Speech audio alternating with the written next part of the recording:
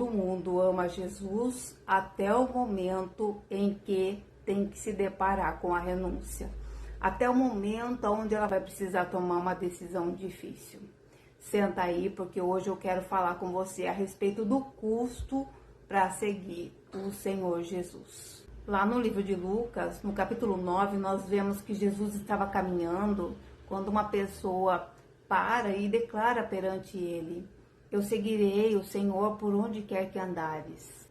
Ao que o Senhor Jesus replicou para ele: olha, as raposas têm suas tocas, as aves do céu têm os seus ninhos, mas o Filho do Homem, ele não tem aonde reclinar a cabeça. E há outro homem, é Jesus quem faz o convite: segue-me. E este responde o Senhor Jesus, dizendo: Senhor, permita que primeiramente eu vá sepultar o meu Pai. E o Senhor Jesus responde para ele: deixa os mortos sepultarem os seus mortos. Você, porém, vá e proclame o reino de Deus. E um outro ainda vai até o Senhor Jesus e promete: Senhor, eu te acompanharei, eu te seguirei, mas deixa-me primeiro me despedir dos meus familiares. E o Senhor Jesus responde a ele: todo aquele que coloca a mão no arado e olha para trás não é apto para o reino de Deus. A maioria das pessoas que professam a fé em Jesus Cristo tem uma visão romantizada a respeito do relacionamento com o Senhor. Elas não entendem que existe um alto custo para você seguir o Senhor Jesus Cristo e que esse custo ele é muito alto. Então veja que o primeiro homem que chegou até o Senhor Jesus e falou que iria segui-lo, ele já foi confrontado, porque o Senhor Jesus disse para ele: olha, as raposas têm tocas, as aves têm os seus ninhos, mas o Filho do Homem ele não tem aonde repousar a cabeça. E o que o Senhor estava já confrontando ele: você vai precisar abandonar o conforto, você vai precisar sair da sua zona de conforto. O Filho do Homem é aquele que está a serviço do reino, e aonde o Senhor pedir para que ele vá, ele precisa ir. Então Jesus ele está afirmando através dessa menção a este homem que quis segui-lo, que ele vai se deparar com o desconforto.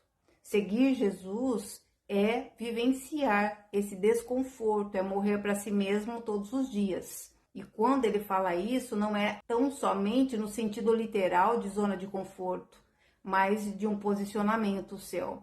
Porque ele menciona a raposa, que a raposa tem uma toca.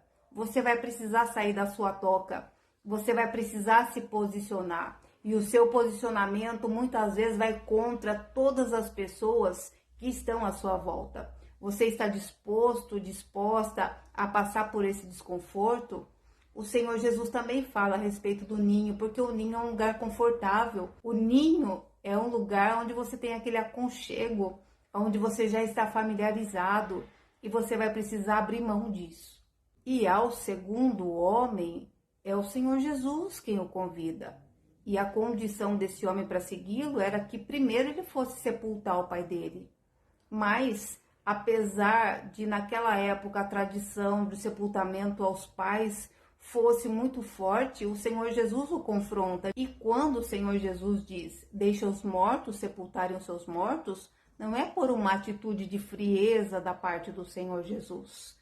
É simplesmente porque ele está confrontando a tradição, porque essa tradição era muito forte na época e aquilo era muito importante para aquele rapaz. E Jesus está deixando que ele tem que vir em primeiro lugar, até mesmo das coisas que são mais importantes para você. E não é só isso. Quando uma pessoa está em Cristo, ela passa pelo processo de conversão e ela nasceu de novo. Então, quando o Senhor Jesus diz: deixa os mortos sepultarem os seus mortos, ele está dizendo que essas pessoas estão mortas espiritualmente. E o que é pior? Essas pessoas ainda estão presas na religiosidade. Então, a esse segundo homem, o Senhor Jesus estava confrontando o quê? A tradição. Para seguir Jesus, ele precisava abandonar os rituais religiosos. Ele precisava seguir anunciando o evangelho, porque aquele que nasceu de novo, ele precisa anunciar o reino, ele vive para anunciar o reino de Deus. Já o terceiro homem, ele colocou diante do Senhor Jesus que ele o seguiria, mas que ele deixasse que ele se despedisse dos familiares dele. Ao que Jesus disse: olha, aquele que coloca a mão no arado e olha para trás não é apto para o reino de Deus. A este terceiro homem, o Senhor Jesus já estava confrontando o apego à família, o apego aos laços familiares. Olha, você vai ter que deixar isso para trás. Então aqui o Senhor Jesus está usando uma analogia a respeito do arado, porque o lavrador ele usava bois para puxar o arado. Então com uma mão ele segurava o arado e com a outra ele guiava os bois. E caso ele virasse a cabeça para olhar para trás, o que ia acontecer? O arado ia sair do prumo, ou seja, ia desalinhar a rota, ia sair do caminho, ia sair do eixo, entende? Então entenda que para seguir o Senhor Jesus, muitas vezes você vai ser confrontado naquilo que é mais precioso para você. Isso também aconteceu com aquele jovem rico que encontrou com o Senhor Jesus e falou do desejo de segui-lo, perguntando o que ele precisava fazer para poder seguir o Senhor Jesus. O Senhor Jesus fala com ele a respeito dos mandamentos, ao qual ele responde que ele já cumpre todos. Mas o Senhor Jesus, ele conhecia o coração daquele jovem rico e ele propõe um desafio a ele. Olha, vá, venda todos os seus bens, tudo que você tem, distribua aos pobres e me siga. Jesus confrontou esse jovem rico naquilo que o prendia.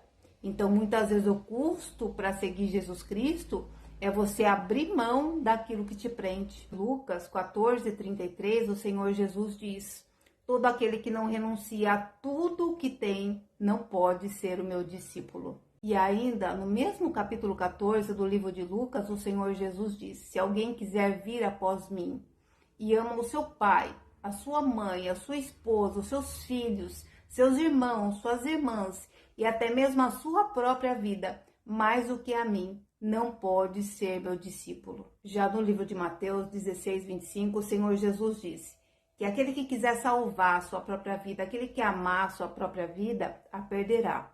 Mas aquele que perder a sua própria vida por causa dele, por amor a ele, por amor ao nome dele, encontrará a vida verdadeira. Então, o preço para seguir Jesus Cristo, ele é muito alto. Para seguir Jesus Cristo, vai custar tudo a você. E o Senhor Jesus, ele ainda orienta lá em Lucas 14. Olha, antes de você querer erguer uma torre, primeiro olha para ver se você tem capacidade de seguir com essa obra até o fim.